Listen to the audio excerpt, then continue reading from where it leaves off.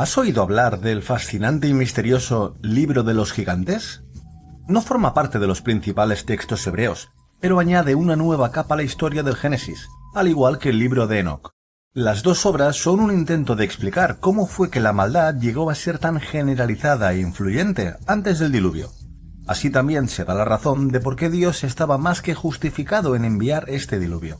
El libro es una narración antediluviana, que se deriva principalmente de la literatura maniquea. También se pueden encontrar referencias a la mitología de los gigantes en Génesis 6, 1-4, los libros de Enoc, Jubileos, Baruch 2 y 3, el documento de Damasco y las visiones de Daniel 7, 9, 14. Este libro relataba el origen y el destino de estas criaturas y de sus padres, los vigilantes, llamados Gregores, hijos de Dios o santos, que se rebelaron contra el cielo cuando, violando los escritos límites de la creación, se mezclaron en su lujuria con las hijas de los hombres. Muchas personas se encuentran interesantes estos mismos pasajes del libro de Enoc. El libro de los gigantes está dedicado íntegramente a estos puntos de interés y desarrolla en gran medida la narración del manuscrito de Enoc con mayor detalle. Por eso este vídeo te dejará estupefacto. Si estás preparado para ello, comencemos a explorar la historia de los caídos. Son considerados aún más depravados que ellos mismos. Posteriormente fueron llamados de diversas maneras Nefilim, Rafaim y otros nombres. Se les describe como mestizos terrenales que lucharon contra Dios y sus justos seguidores, cuyo número disminuyó a medida que la corrupción y el mal envolvían el mundo. Los fragmentos maniqueos dan a estos hombres malvados el nombre general de demonios. Aunque los términos para los vigilantes y sus descendientes a menudo se confunden en las diversas traducciones e iteraciones, en las fuentes apócrifas estas razas rebeldes se denominan colectivamente ángeles caídos, así como en las narraciones bíblicas que los de Irán Medio, pero los investigadores actuales creen que fue escrito originalmente en arameo oriental. Alrededor del año 216-274 después de Cristo, el libro circuló entre los maniqueos como una obra atribuida a Mani, un ciudadano parto del sur de Mesopotamia, que parecía haber sido seguidor de El-Xai, un profeta y vidente judeo-cristiano que vivió a principios del siglo II después de Cristo. En el siglo XX, varios hallazgos arrojaron considerable luz sobre las pruebas literarias del libro de los gigantes. En 1943, W. B. Henning publicó fragmentos maniqueos del libro encontrados en Turfan, al oeste de China, actual provincia de Xinjiang.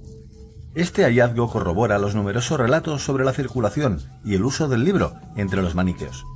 Una mayor identificación del libro de los gigantes maniqueo fue revelada en 1971, cuando Joseph T. Milik descubrió varios fragmentos arameos adicionales descritos enoquianos entre los rollos del Mar Muerto, encontrando que los fragmentos tenían un gran parecido con el libro de los gigantes maniqueo. Concluyó que los gigantes eran originariamente una parte integral del propio libro de Enoc. Estos rollos fragmentarios, en arameo, representan la tradición enoquiana, con la que Mani probablemente se familiarizó durante su estancia con los elcesaitas. Esta parece haber sido la principal fuente utilizada por él en la composición de su libro, en el que hace de la leyenda de los vigilantes y los gigantes la piedra angular de su razonamiento teológico. Para muchos estudiosos, los fragmentos de Qumran confirman que el libro de los gigantes fue originalmente una composición independiente del periodo del Segundo Templo. Entre los fragmentos hallados en Qumran, Loren Stuckenbrook identificó 10 manuscritos del libro de los gigantes. Estos fragmentos se hallaron en las cuevas 1, 2, 4 y 6.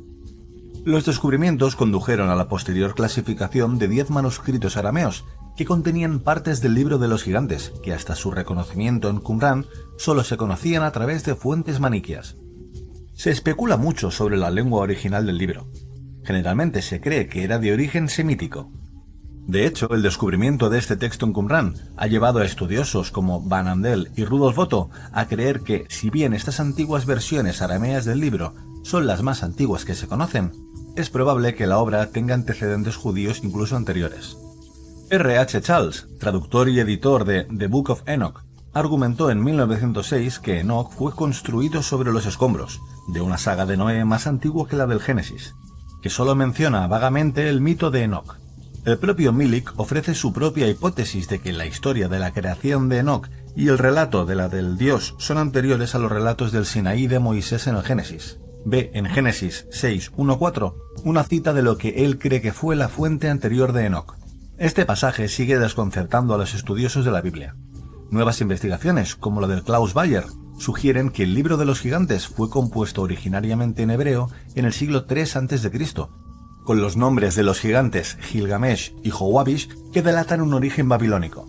Sin embargo, la afirmación del origen babilónico basada en la aparición de los nombres fue rápidamente refutada por Martínez. En 1948 contienen un texto fragmentario en arameo. Debido a la naturaleza fragmentaria del libro, ha sido difícil para los investigadores y lingüistas conocer el orden exacto del contenido. La obra Gigantes está estrechamente relacionada con su homóloga, el primer Enoc, que también narra una historia sobre gigantes. Los investigadores se enfrentan a numerosos interrogantes, uno de los cuales está relacionado con la transmisión oral o escrita de la tradición enoquiana. Aún no tienen una respuesta definitiva a por qué la comunidad de Qumran consideraba los textos enoquianos tan importantes como para poseer y conservar tantas copias en comparación con otras tradiciones textuales encontradas allí.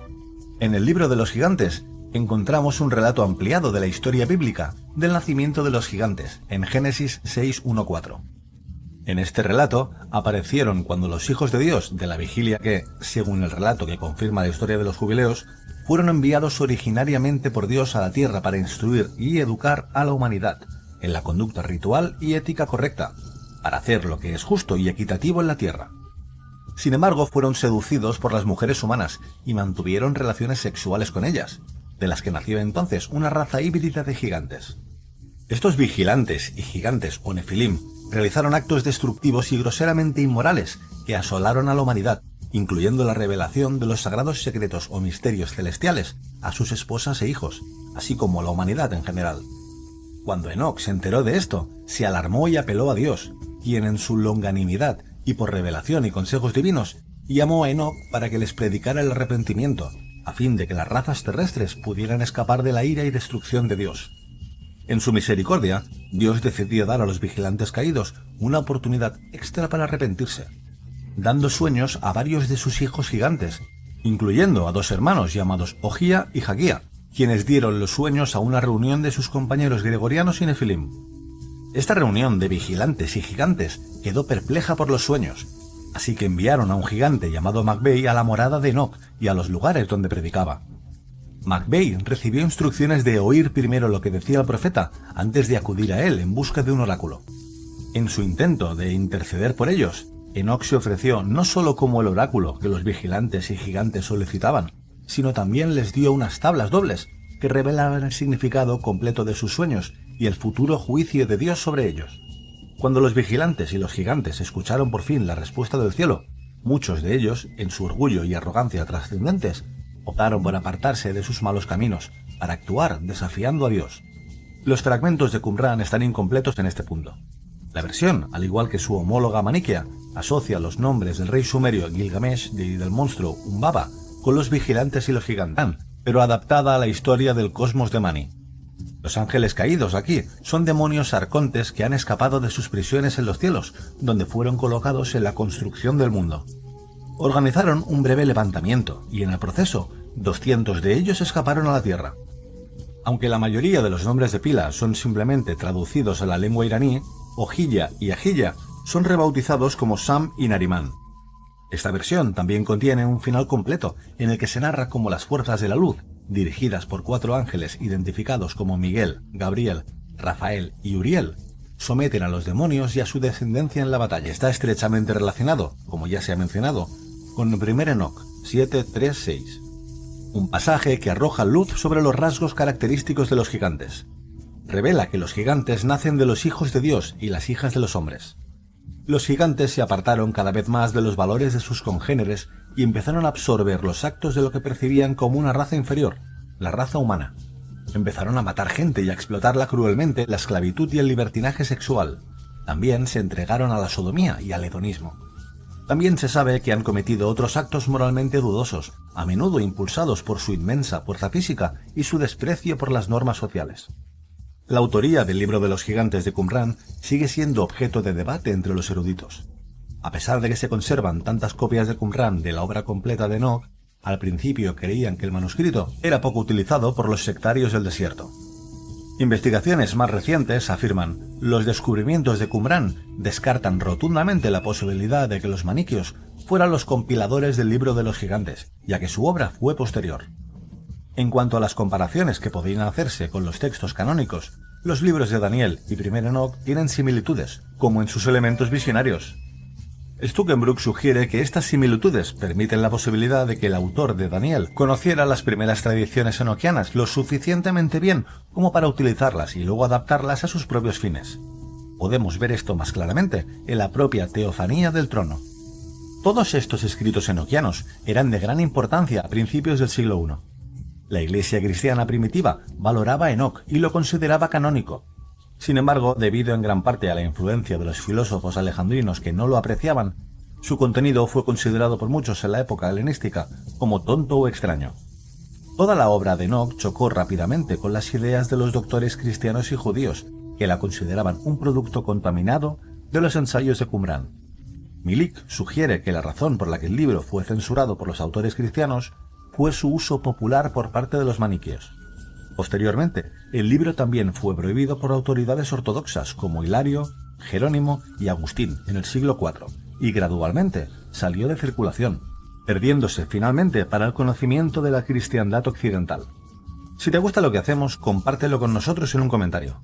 Puedes apoyarnos dándole al like y suscribiéndote al canal, así no perderás nada de lo que publicamos.